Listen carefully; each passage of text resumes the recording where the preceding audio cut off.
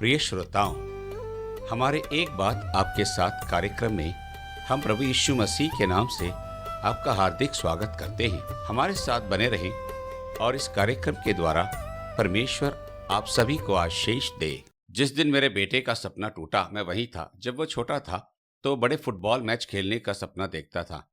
जैसे कि वह कहता था, जीव विज्ञान ही नियति है और वह मेरा बेटा है। तो किसी भी तरह से फुटबॉल खिलाड़ी का आकार होने के उसके भविष्य में नहीं था, लेकिन उसने वास्तव में इस पर अभ्यास किया और जिम में घंटों बिताए, वजन बढ़ाया, फोकस और तीव्रता के साथ अभ्यास किया। और सच कहूं तो वह फुटबॉल में बहुत अच्छा था। उस दिन जब वह ड्राइविंग ड्रिल दुर्घटना में घुटने को बुरी तरह से घायल कर लिया था, उसने अपने घुटने के क्रूशिएट लिगामेंट को तोड़ लिया था। खेल में किसी को भी लगने वाली अत्यंत कठिन चोट। हमारे क्षेत्र के शीर्ष स्पोर्ट्स संबंधी डॉक्टरों में से एक ने मेरे बेटे की घुटने की जांच की और फिर उसने वो कहा जो कोई भी लड़का मृत्यु की सजा की तरह सुनेगा, तुम फिर कभी फुटबॉल नहीं खेल पाओगे। मैं रॉन हचक्राफ्ट हूँ और मैं आज आपसे जीवन के अतीब कुरूप वचन के सुंदर सच्चाइयाँ के बारे में बात करना चाहता हूँ।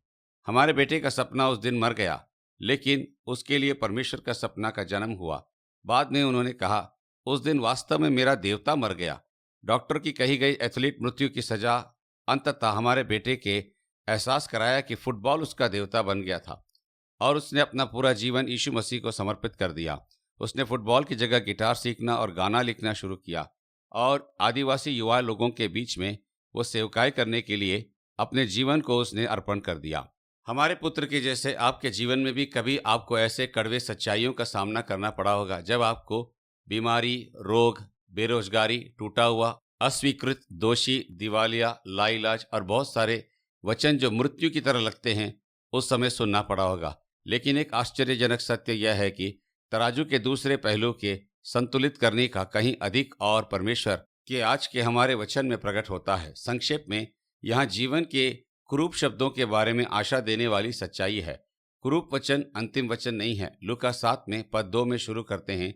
हम एक रोमन सूबेदार से मिलते हैं जिसका अत्यधिक मूल्यवान नौकर बीमार है और मरने वाला है। वह सूबेदार यीशु मसीह के पास दूत भेजता है और उसकी मदद की गुहार लगाता है। संदेश सुनकर प्रभु यीशु मसीह जब उसकी ओर आते होते हैं तो वह कहता है कि मैं इस योग्य नहीं हूँ, आप एक शब्द बोल दीजिए और मेरा दास जी उठेगा। जैसा मैं भी एक अधिकारी हूँ और जब मैं कहता हूँ किसी से आओ तो वह आता है, किसी नौकर से कहता हूँ जाओ तो वो जाता है और ऐसा करता है। बाइबल आगे कहती है, जब यीशु मसीह ने यह सुना तो वह उस पर चकित हुआ और उन्होंने कहा, इस्राएल में भी मैंने इतना बड़ा विश्वास नहीं देखा। एक मिनट रुकें। यीशु मसीह ने कहा कि इस व्यक्ति का बड़ा विश्वास था। वे अक्सर अपने शिष्यों को अल्पविश्वासी करके डांटते थे, लेकिन इस सैनिक के विश्वास के बारे में ऐसा क्या था जिसने यीशु मसीह को आश्चर्यचकित कर दिया और सेवक से वह प्यार करता था। उसकी चमत्कारिक चिकित्सा हो गई। सबसे अद्भुत आस्था उस अधिकारी का विश्वास था और उस विश्वास का परिणाम। अद्भुत आस्था का मानना था कि परिणाम यीशु मसीह ही तय करेंगे और कोई नहीं। बीमारी, अधिकारी, अर्थव्यवस्था, चुनाव, आपके शत्रु इसका निर्णय नहीं करेंगे। यीशु मसीह ही इसका निर्णय करेंगे। यदि वह कहता है जाओ तो वह जाता है, आओ तो वह आता है, या करो तो वह करता है। यीशु मसीह वचन कहो, महान विश्वास चमत्कारी परिणाम उत्पन्न कर सकता है। यीशु मसीह वचन कहो, महान विश्वास चमत्कारी परिणाम उत्पन्न कर सकता है। तब भी जब आप जीवन के सबसे बुरे बातों में से एक में जा रहे हैं। और महान विश्वास वह प्रकार का विश्वास है जो यीशु मसीह को आश्चर्यचकित करता है।